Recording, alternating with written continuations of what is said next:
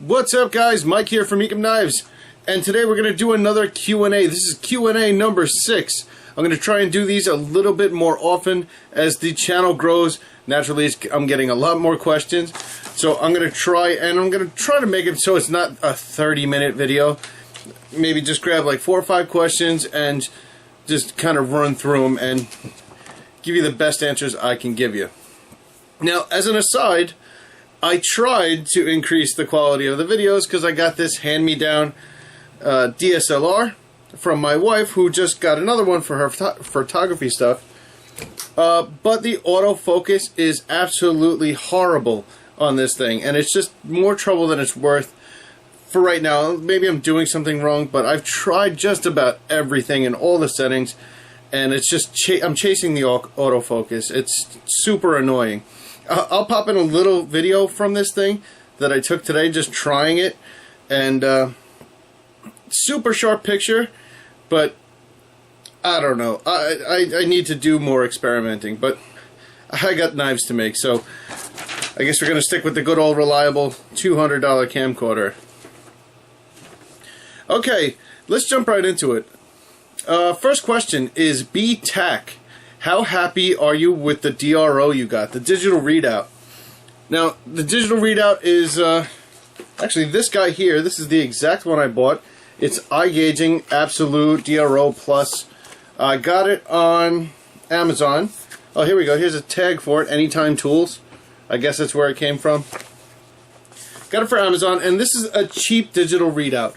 Now, if you get a professional digital readout, a glass scale model, for example, it can easily run you $1,000 plus. $1,500, I think, is what I priced mine out for. These guys go for like $200, $275. Am I happy with it? Yes, I am very happy with it for the price. This is the 3-axis. I never put the Z-axis on. It's actually still in this box. That's why I have it. The X and the Y was the important ones to me. I'll do the Z-axis one of these days. But the reason why I didn't go for the expensive one for $1,500, I'm sure it's super accurate. I'm sure it's super reliable and all that fun stuff. But it's cost more than the milling machine, and I'm probably going to end up upgrading that milling machine anyway. It's a great little mill, but I don't want to start dumping tons and tons of money on it. I want to just use it as is. I believe after using one, I think it's an absolute necessity for knife making. Is it the best in the world? No, not at all. But it's on par with something like the cheap Chinese digital calipers. The measurements are usually pretty good, but it's not going to be a Michitoyo or something like that. So it depends on how precise you need it. For the money, I would buy another one. Conley Custom Ironwork. Why don't you forge blades, and don't you ever get bored grinding and hand sanding? Honestly, I have not gotten bored yet, and I am eager to pick up a hammer and anvil and start forging. It's one of those things where I want to learn it, but it's on the back burner right now because I'm having so much fun and doing so much with just stock removal, which is the method I use, that I really don't have the time to start forging. And eventually I do want to make this into a business, a big business, and forging is not the direction I want to go. I want to, I guess, almost make it a production knife company, like a Spyderco or a Zero Tolerance, and have a factory and have a bunch of workers and produce high quality knives that are affordable. And maybe I'll still make customs when I get to that level. But for right now, that's going to be a side project. One day I do want to try it, though. It looks very interesting to me. Okay, next up, Spencer Richardson. Hey Mike, I'm trying to become a knife maker. What tools should I buy first? I'm 16 and I don't have a job, so money is limited. Okay, Spencer. Everything I do, right? All these knives, all this up here, you can make that with files and hand tools. When you spend money in knife making, you're buying efficiency and the ease of doing it. Not a lot of people are willing to sit there for 6 or 7 hours with a file to get that perfect knife. Not that many people are willing to hand sand for 4 or 5 hours. They want to grind a knife for a couple hours, call it good, boom, move on to the next one. So, now I know that's not the question you were really asking. If you were... If I were to recommend one tool for you to get started, I would say on a limited budget, a 2x42 Craftsman grinder. You can get them for about $150. If that means, I see you don't have a job, but hey man, when I was 16, well I started working when I was 16, but before that, when I was younger, I was out mowing lawns, I was doing whatever I could to make some money. You can make $150 pretty easily if you want it bad enough. That's, I guess, what I'm trying to say. So, if you want it bad enough, earn some money, and go get yourself a Craftsman 2x42. Save up your birthday money, Christmas money, whatever. But the 2x42, and then after that, because you kind of need this too, get yourself go to Harbor Freight or something, get a cheap drill press, and a bench vise. Those 3 things. Okay, you can get pretty far with that, aside from like little hand tools like files and sandpaper. Okay? I think that'll cover that one. Hopefully that helps. Darian Monk asks, speak more of the business side, trademark, branding, write-offs, filing paperwork and taxes, the legalities of it all. Thanks in advance. Well, Darian Monk, here's the problem with that. The biggest problem is I am not in a position to give legal counsel at all. Yeah, I'm just some homely looking knife maker from New York that drives a truck for a day job. What I can tell you is, if you're worried, don't mess with the tax man, number one.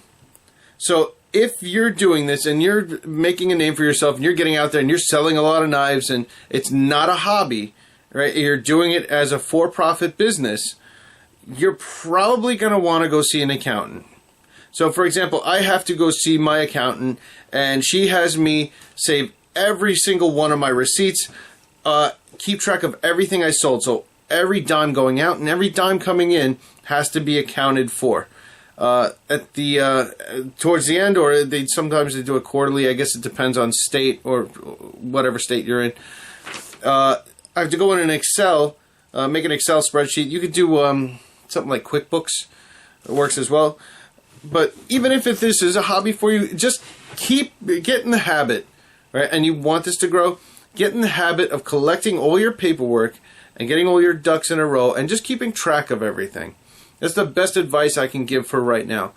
You may want to look, depending on how big your operation is and how much of a risk taker you are or aren't, you may want to look into getting liability insurance. If somebody takes the knife that you had the brilliant idea of calling it the Murder Knife 5000, and they take it and they actually go and murder somebody with it, you're probably going to end up in a courtroom because of that. So, number one, don't give your knives stupid names like that. And number two, if you do, you could find yourself in front of a judge getting sued. So just be careful. Insurance might be a good thing for you. Let's see, what else do you have in here? Trademark, branding, write-offs. If you're small time, I wouldn't really worry about all the trademark and branding and stuff like that. The best advice I can tell you is just get started and start building your name.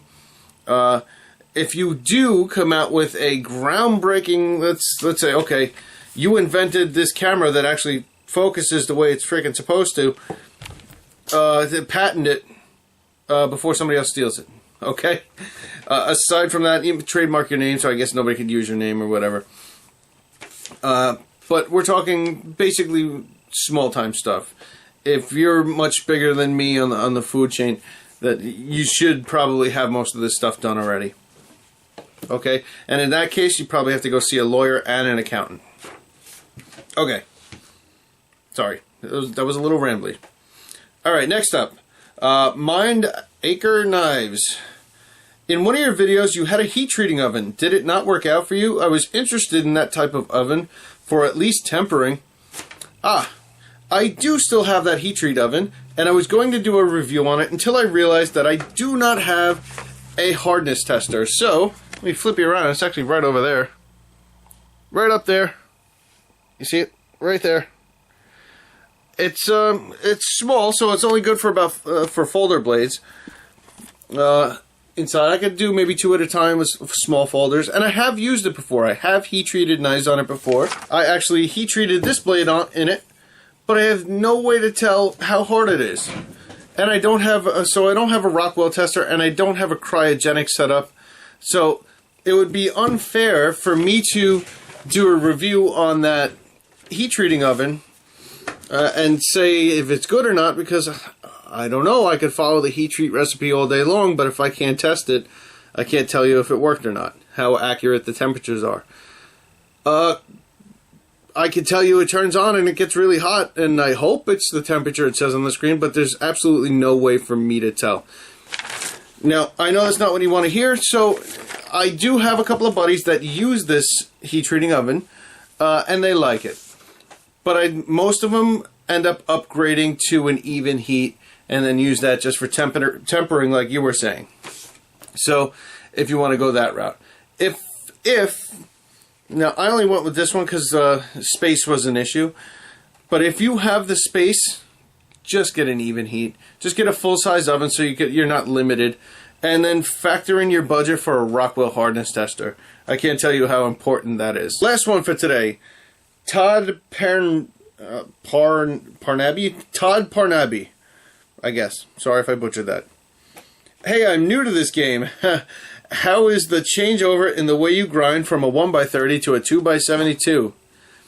Well, Todd, it is a night and day difference. And a lot of people get these things mixed up. 2x72s are not nearly as fast as a 1x30.